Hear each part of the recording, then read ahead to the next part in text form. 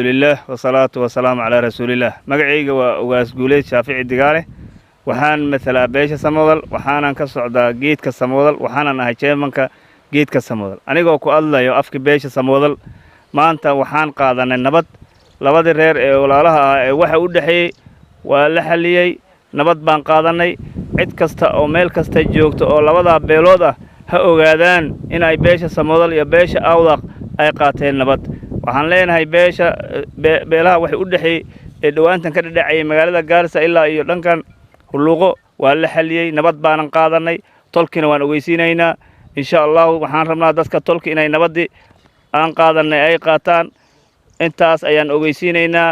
labada beelood nabad baan kala qaadanay wixii u dhaxayna waa la xaliyay wixii kalena waan ku dhex jirnaa waan si dhamaystiraynaa beelihii nabad baanan qaadanay intaas ayaan maanta aan warbaahinta u jeedinaynaa meel kasta aad joogtaana nabadda ha la qaato بسم الله الرحمن الرحيم الحمد لله رب العالمين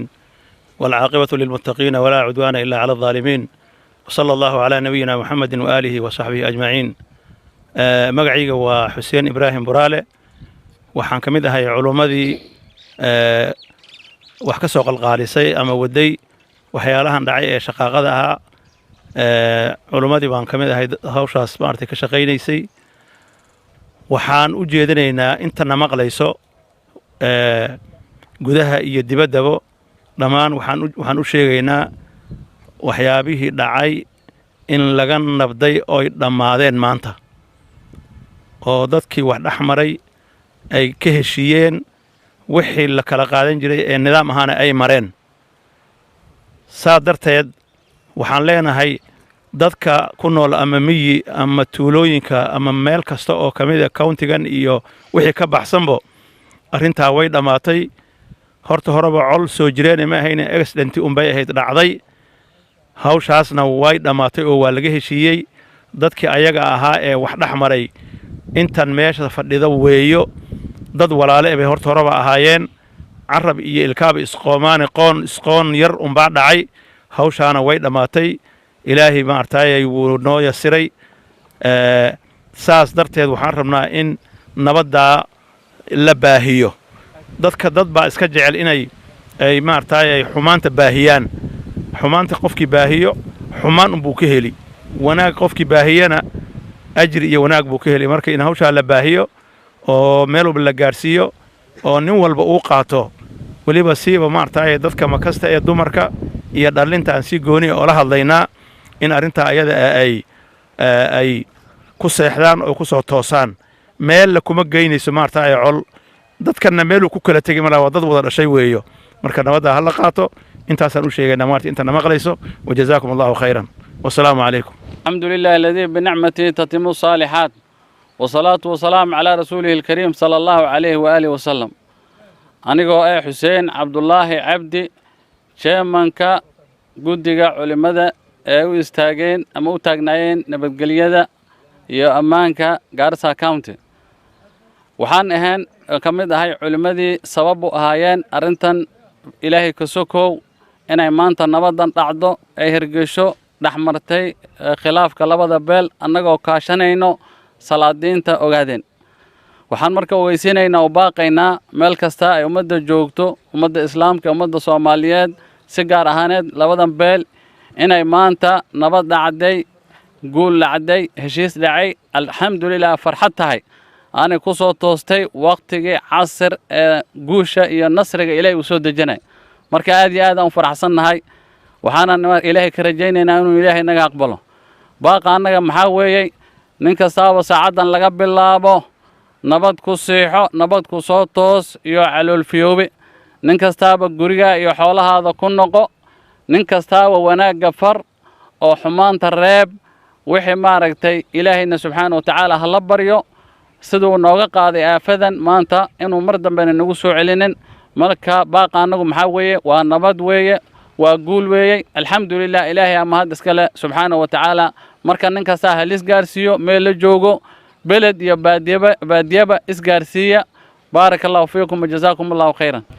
بسم الله الرحمن الرحيم الحمد لله رب العالمين وصلى الله وسلم على محمد أما بعد وحان ليرى هذا مقعي الشيخ يعقوب يونس وحان مثل باشا سنواق waxaan rabaa maanta inaan meeshan aan ka hadlo oo baaq aan ka diro arrimihii qadiyadii dhacday intii hadda laga joogo Tabanberi laga soo bilaabo oo dilkii maartay foolsha xumaa iyo waxyaalooyinka dhacay wixii gaaris ka dhacay iyo wixii xagga ka dhacayba xagga ijaara iyo maxaan u joodaa ka dhacay haluuqo ka dhacay arrimihii ayada ahayd tolka walaalka wuu isku imaaday waa la wada hadlay waxay hogaaminayeen culimada waxaan leenahay jazaahumullahu khayra aljazaa arrinta ayada ahayd si fiican bay ku dhamaatay walaalka wuu isgacan saaray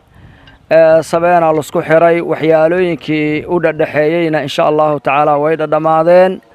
kolka waxaan baaq u diraynaa dadka maartay ku nool wadanka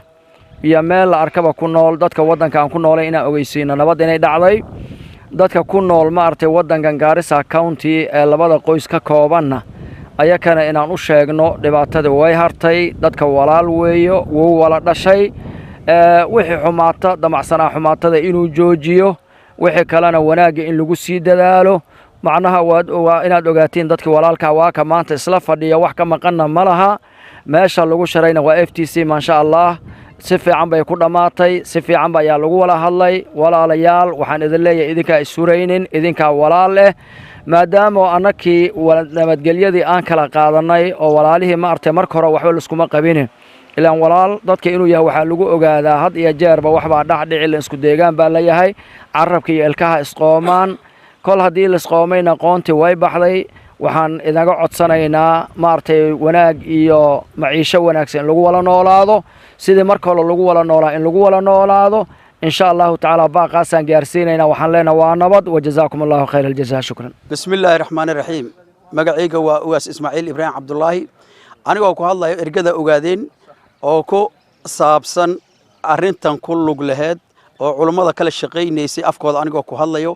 waxaan u dirayaa baaq dhammaan wixii ka dhacay magaalada Garissa iyo haluuqo dadka walaalada ahaa oo shaqaaqada ka dhaxdhacday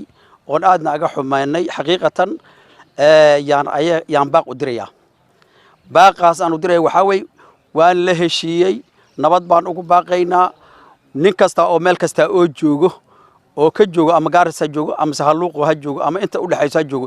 intii baaqaas iyo codkayga uu gaaray waxaan ugu baaqaynaa nabad baa la gaaray nabad bilaaran baa la gaaray nin walba gurigiisa si nabad inuu ugu noqdo dhibaatadii dhacdana inuu Ilaahay subhanahu wa ta'ala mar dambe dib noogu soo celinin yaan Ilaahayna ka baryaynaa walaalayaal nabad baan gaaray nabadaas inaad nala qaadatiin oo si nab ah oo niyo aad noola qaadatiin insha Allah ta'ala dunida iyo macnaha ummadda kale oo dhageysanaysan waxaan u sheegaynaa shaqaqadii ka dhacday magaalada Garissa iyo nawaaxigeeda in heshiis bilaaran laga gaaray oo wanaagsan wax alla wixii ay lahayd wadadii lahaydna la isu maray walaaladii ehelka ah oo shaqaqada kala dhaxmartay ama dhibka ka dhax taagnaa oo maanta gacmaha la isu saaray oo la isku ooyo si fiican si farxad leh meesha aga dhacday hawshaas intaasaan u sheegaynaa waxaan doonaynaa baaqaas inaad nala qaadatiin oo soo jeedino oo nabadda ah nin kasta meeshuu joogana uu nabadaas dhinaciisa uu ka qabto nin kasta nabadaas uu dan ah nin gaar ah maanta ay ku tahay malaha intaas ayaan ku soo gabagabeynaa wabillahi tawfiiq wa salaamu alaykum wa rahmatullahi wa barakaatuh